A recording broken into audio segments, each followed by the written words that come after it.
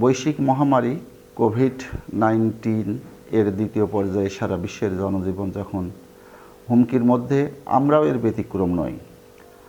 আজ এই মহা দুর্যোগের মধ্যে অনলাইন ক্লাসে তোমরা যারা যে যেখান থেকে আমার সাথে যুক্ত হয়েছো, সবাইকে জানাই আন্তরিক শুভেচ্ছা ও অভিনন্দন। আশা করি সবাই সুস্থ এবং ভালো আছো। ইতিপূর্বের ক্লাসে তোমরা আমার পরিচয় পেয়েছো, আজকে আর নতুন করে বলার কোনো দরকার নেই। আজকে আমি তোমাদের সাথে উপস্থিত হয়েছি সাহিত্য পাঠের গদ্য অংশ থেকে বিশ্বকবি রবীন্দ্রনাথ ঠাকুরের অপরিচিতা ছোট গল্প নিয়ে।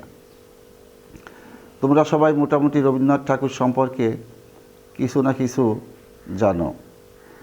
তারপরও লেখক পরিচিতি তোমাদের পাঠ্য বইয়ে লেখক পরিচিতি সম্পর্কে যেভাবে আছে, সেটা অত্যন্ত মনোযোগের সাথে হৃদয়ঙ্গম করবে, কারণ এর থেকে জ্ঞানমূলক প্রশ্ন এমসিকিউ ও সিকিউ, সৃজনশীল প্রশ্নের ক অংশের জ্ঞানমূলক প্রশ্ন এসে থাকে। এবার তোমরা বইটা খোলো এবং লেখক পরিচিতি অংশ থেকে আমি পড়াবো এবং সম্ভাব্য কেমন প্রশ্ন আসতে পারে সেটা আলোচনা করব। তোমরা সেগুলো পেন্সিল দিয়ে দাগিয়েও নিতে পারো। রবীন্দ্রনাথ ঠাকুর 1861 খ্রিস্টাব্দের 7ই মে, 1268 বঙ্গাব্দের 25শে বৈশাখ কলকাতার জোড়াসাঁকো ঠাকুর পরিবারে জন্মগ্রহণ করেন। এখান থেকে আমাদের প্রশ্ন আসতে পারে, জ্ঞানমূলক প্রশ্ন, রবীন্দ্রনাথ ঠাকুর কত খ্রিস্টাব্দে জন্মগ্রহণ করেন? তখন আমরা উত্তরে লিখব 1861 খ্রিস্টাব্দে। আবার যদি প্রশ্নে আসে রবীন্দ্রনাথ ঠাকুর কত বঙ্গাব্দে জন্মগ্রহণ করেন, তখন কিন্তু আমরা লিখব 1268 বঙ্গাব্দের। তখন যদি আবার তারিখটা চেয়ে বসে, তখন আমরা লিখব 1861 খ্রিস্টাব্দের 7ই মে। আবার বঙ্গাব্দের তারিখ যদি চেয়ে থাকে, সেখানে আমরা লিখব 1268 বঙ্গাব্দের 25শে মে। তার পিতার নাম দেবেন্দ্রনাথ ঠাকুর, মাতা সারদা দেবী। প্রশ্ন আসতে পারে রবীন্দ্রনাথ ঠাকুরের বাবার নাম কি? তখন আমরা লিখব দেবেন্দ্রনাথ ঠাকুর এবং মাতার নাম সারদা দেবী। বিশ্বকবি অভিধায় সম্ভাষিত রবীন্দ্রনাথ ঠাকুর বাংলা সাহিত্যের প্রথম সার্থক ছোট গল্পের রচয়িতা এবং বাংলা ছোট গল্পের শ্রেষ্ঠ শিল্পী। অনেক সমালোচক রবীন্দ্রনাথ ঠাকুরকে বাংলা সাহিত্যের ছোট গল্পের জনকও বলে থাকেন। তার মানে তার হাতেই বাংলা সাহিত্যের ছোট গল্পের সৃষ্টি। তার লেখনী বাংলা ছোট গল্পের উদ্ভব, বিকাশ ও সমৃদ্ধি ঘটেছে। তার ছোট গল্প বিশ্ব সাহিত্যের শ্রেষ্ঠ ছোট গল্পগুলোর সমতুল্য। 1884 বঙ্গাব্দে মাত্র 16 বছর বয়সে ভিখারিণী গল্প রচনার মাধ্যমে ছোট গল্পের লেখক হিসাবে তার আত্মপ্রকাশ ঘটে। এখানে আরেকটা প্রশ্ন আমাদের আসতে পারে, রবীন্দ্রনাথ ঠাকুরের প্রথম ছোট গল্প নাম কি? তখন আমরা লিখব ভিখারিণী। যদি প্রশ্ন আসে কত খ্রিস্টাব্দে তার প্রথম ছোট গল্পটি রচিত হয়েছিল, তখন আমরা লিখব 1284 বঙ্গাব্দে। কত বছর বয়সে প্রশ্ন আসলে সেটা লিখব 16 বছর বয়সে, মাত্র 16 বছর বয়সে। এরপর থেকে জীবনের প্রায় শেষ দিন পর্যন্ত দীর্ঘ 64 বছরে তিনি অখণ্ড গল্পগুচ্ছে সংকলিত 95টি ছোট গল্প রচনা করেন। এর বাইরেও সে গল্পস্বল্প এবং লিপিকা গ্রন্থে তার আরও গল্প সংকলিত হয়েছে। রবীন্দ্রনাথ ঠাকুর রচিত সর্বশেষ গল্পটির নাম মুসলমানের গল্প। এখানে আরেকটা প্রশ্ন আসতে পারে যে তার সর্বশেষ ছোট গল্পটির নাম কি? তখন আমরা লিখব মুসলমানের গল্প।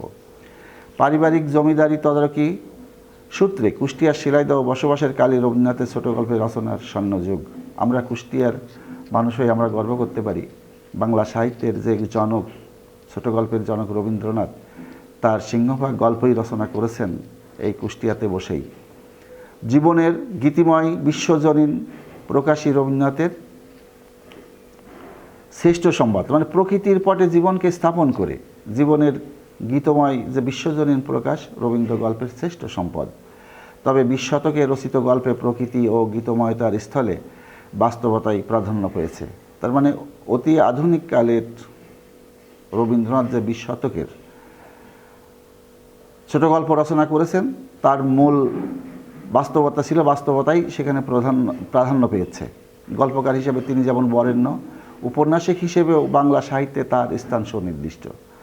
তার মানে শুধু বাংলা সাহিত্যে সে যে ছোট গল্পকার হিসেবে বরেণ্য তা কিন্তু না, উপন্যাসিক হিসাবেও তিনি কিন্তু শ্রেষ্ঠত্বের দাবিদার, এটা আমাদের মনে রাখতে হবে। তার রচিত উপন্যাসগুলোর মধ্যে চোখের বালি, গোরা, চতুরঙ্গ, ঘরে বাইরে, শেষের কবিতা, যোগাযোগ বাংলা উপন্যাসের শ্রেষ্ঠ সম্পদ। এখান থেকে প্রশ্ন আসতে পারে, চোখের বালি রবীন্দ্রনাথের কোন জাতীয় রচনা? আমরা অবশ্যই লিখব সেটা উপন্যাস জাতীয়। এইভাবে গোরা আসতে পারে, চতুরঙ্গ আসতে পারে, ঘরে বাইরে আসতে পারে, এবং শেষের কবিতা কোন জাতীয় রচনা? আমরা লিখব এটা হচ্ছে উপন্যাস জাতীয় রচনা। উপন্যাসের পাশাপাশি তিনি বাংলা সাহিত্যের নাটক রচনার ক্ষেত্রে রবীন্দ্রনাথের শ্রেষ্ঠত্ব অবিসংবাদিত। তার রচিত বিশেষভাবে উল্লেখযোগ্য নাটকগুলো হলো রাজা, অচলায়তন, ডাকঘর, মুক্তধারা, রক্তকরবী। তাহলে আমরা আজকে যে বুঝতে পাচ্ছি বাংলা সাহিত্যের যে সব্যসাচী লেখক রবীন্দ্রনাথ ঠাকুর, বাংলা সাহিত্যের ক্ষেত্রে শুধু ছোট গল্প নয়, শুধু উপন্যাস নয়, নাটকের ক্ষেত্রেও তার যে কৃতিত্ব যা বাংলা সাহিত্যে রয়ে গেছে, আমরা সেটাই দেখলাম যে সব্যসাচী লেখক হিসেবে রবীন্দ্রনাথ ঠাকুর তার যে কৃতিত্বের দিক, বাংলা সাহিত্যে তার যে অবদানের দিক। পাশাপাশি একটা কথা আমরা মনে রাখব, বাংলা সাহিত্যের যে সর্বশ্রেষ্ঠ যে পুরস্কার সাহিত্যের ক্ষেত্রে রবীন্দ্রনাথ ঠাকুর পেয়েছেন, যে নোবেল বিজয় লাভ করেছেন, তিনি ছিলেন এশীয়দের মধ্যে সর্বপ্রথম সাহিত্যের নোবেল পুরস্কার তিনি পেয়েছেন। আর যে গ্রন্থটির জন্য পেয়েছেন সেটা হলো গীতাঞ্জলি, এবং সেটা কত সালে পেয়েছিলেন তোমরা কি জানো? এটা 1913 খ্রিস্টাব্দে গীতাঞ্জলি কাব্যগ্রন্থের জন্য তিনি নোবেল পেয়েছিলেন। 1941 খ্রিস্টাব্দের 7ই আগস্ট, 1348 বঙ্গাব্দের 22শে শ্রাবণ জোড়াসাঁকোর ঠাকুর বাড়িতে রবীন্দ্রনাথ ঠাকুরের জীবনাবসান ঘটে।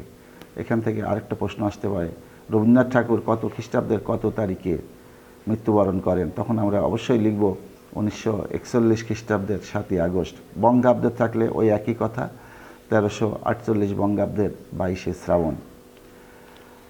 এবারে আমরা তার রবীন্দ্রনাথ সম্পর্কে যে মন্তব্য বা লেখক পরিচিতি আমরা জানলাম, এবারে আমরা তার এই অপরিচিতা ছোট গল্পের সম্পর্কে তিনি যে তার গল্পের শেষে যে পরিচিতি আমরা পাই, সেখান থেকে আমরা একটু বর্ণনা করতে চাই। অপরিচিতা গল্পটি আসলে প্রথম প্রকাশিত হয় প্রমথ চৌধুরী সম্পাদিত মাসিক সবুজপত্র পত্রিকায় 1321 বঙ্গাব্দের 1914 সাল কার্তিক সংখ্যায়। তার মানে এখান থেকে প্রশ্ন আসতে পারে যে আমাদের জ্ঞানমূলক প্রশ্ন, অপরিচিতা ছোট গল্পটি রবীন্দ্রনাথের কোন পত্রিকায় প্রথম প্রকাশিত হয়? আমরা লিখব সবুজপত্র পত্রিকায়। কত বঙ্গাব্দে? 1321 বঙ্গাব্দের 1914 খ্রিস্টাব্দের কোন সংখ্যায়? কার্তিক সংখ্যায়।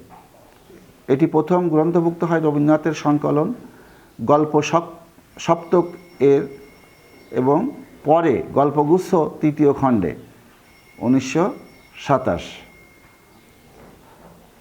অপরিচিতা গল্পে অপরিচিতার বিশেষণের আড়ালে অপরিচিতা গল্পের যে শিরোনাম, এই অপরিচিতা শব্দটি একটা বিশেষণ সূচক শব্দ। এর আড়ালে যে বলিষ্ঠ ব্যক্তিত্বের অধিকারী নারীর কাহিনী বর্ণিত হয়েছে তার নাম হলো কল্যাণী। অমানবিক যৌতুক প্রথার নির্মম বলি হচ্ছে এমন নারীদের গল্প ইতিপূর্বে রচনা করেছিলেন রবীন্দ্রনাথ ঠাকুর।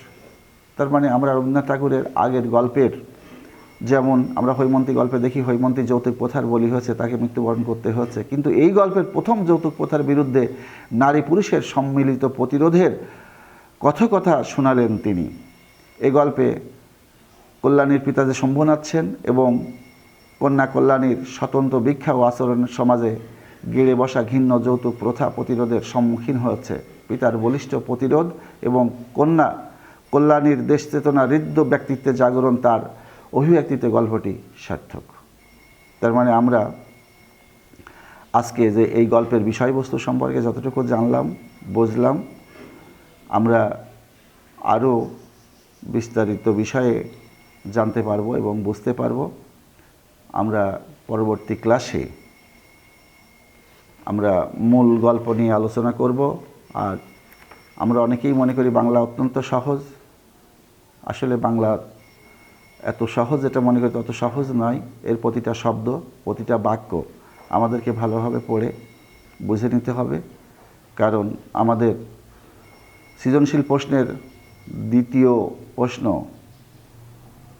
খ নম্বর প্রশ্ন, এখানে প্রশ্ন এসে থাকে যে প্রত্যেকটা গল্পের অথবা কবিতার একটা বাক্য তুলে দিয়ে সেটা বলা হয় যে কিভাবে এটা ব্যাখ্যা করো, মানে এটা ব্যাখ্যা করতে বলা হয়। যেমন আমি একটা উদাহরণস্বরূপ বলছি যে অনুধাবন, সৃজনশীল প্রশ্নের দ্বিতীয় অংশ যে অনুধাবন, এই অংশটি এমন হয়ে থাকে। আমি গল্পের প্রথম থেকে 2টা লাইন পড়ি। আজ আমার বয়স 27 মাত্র, এ জীবনটা না দৈর্ঘ্যের হিসেবে বড় না গুণের হিসেবে। খ নম্বর প্রশ্ন আমাদের অনুধাবন প্রশ্ন এসে থাকে যেমন, এ জীবনটা না দৈর্ঘ্যের হিসেবে বড় না গুণের হিসাবে, ব্যাখ্যা করো। আমি যদি এই বাক্যের অর্থটা বুঝতে না পারি তাহলে এই প্রশ্নের উত্তর আমি দিতে পারবো না। তাই আমাদের প্রত্যেকটা শব্দের অর্থ এবং প্রতিটা বাক্যের মধ্যে লেখক কী বোঝাতে চেয়েছেন সেটা অত্যন্ত সুন্দরভাবে আমাদেরকে বুঝে নিতে হবে। আমরা আগামী ক্লাসে আমরা মূল গল্পের বিষয়বস্তু, গল্পটা আমরা পড়ব এবং সেটা বুঝে নেব। আজকের মতো আমরা এখানেই রাখি। যে যেখানে আসো ভালো থাকো, সুস্থ থাকো, সুন্দর থাকো, এই প্রত্যাশা ব্যক্ত করে আজকের ক্লাস এখানে শেষ করছি। খোদা হাফেজ।